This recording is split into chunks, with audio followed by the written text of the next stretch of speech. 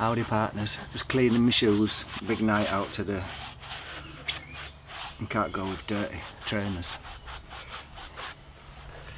So just thought I'd do a video about all this stuff. Well, I was watching internet or telly, and there was all that 3,000 people at Calais when they had strikes there, and all the people jumping on the lorries, people from Africa, the migrants, and people saying they're going to destroy the British way of life and things like that.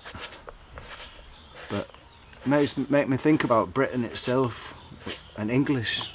The language is just a coalesced version of Latin, Danish, German, French.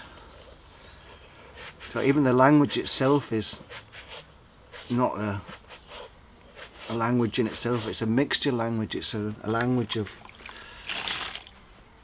all different languages mixed together. Lots of words from the colonies as well. And so it's hard to say what is actually British, and for years dispossessed people from Europe, all the nutcases or the ones who were a bit naughty, they've been leaving Europe and heading westwards and landing in Britain. Celts. And so it's always been a place of immigrants, really. The country is immigrant, it's based on immigrants. And if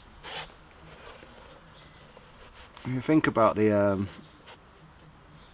all the British Empire and stuff like that, and most of these people are coming from old empire countries, and it's kind of like karma in a way that comes back again. And if you think about Britain itself, the north and the south, in the north you've got mostly the descendants of Danish and German people,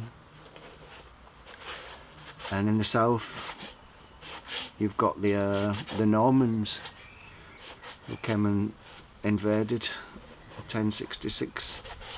And they're usually the ones who are the aristocrats now. So the aristocrats, the middle upper class, the ones who are most ferocious about all these immigrants coming in, they were all immigrants themselves at one point. But they forget that, conveniently. And I think England is a bit too full now, but I don't think it's as bad as it makes out on the news. If you read newspaper like the Daily Mail, they have scare tactics to make you think it's even worse.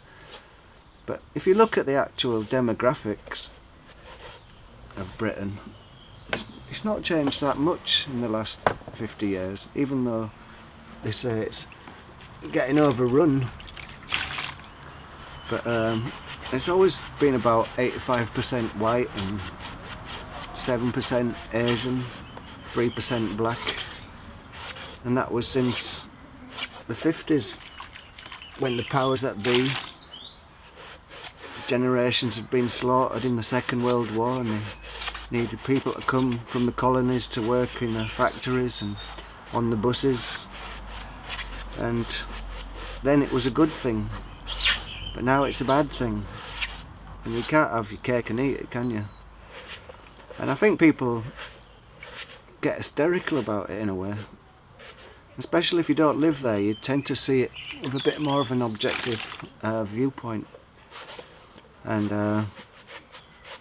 if you look in Germany, for example, Germany's got much more immigrants than Britain, but you don't see them going on about it all the time.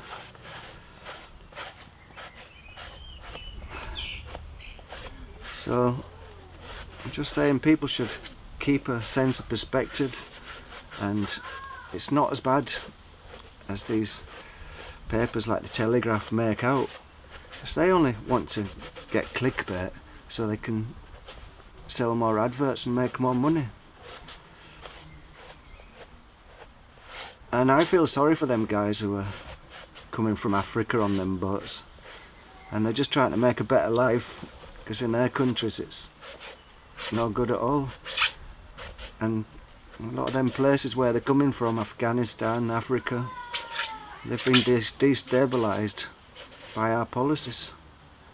So, you know, it's easy to just have a scapegoat and blame someone else straight away, but we're not all working in isolation here.